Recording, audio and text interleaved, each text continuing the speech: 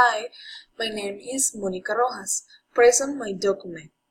Next, I'll tell you about one of seven wonders of the world.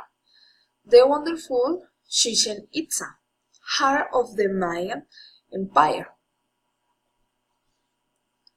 The two are solely cultural and political center of the old Mayan civilization and was of the most extensive settlement kingdom.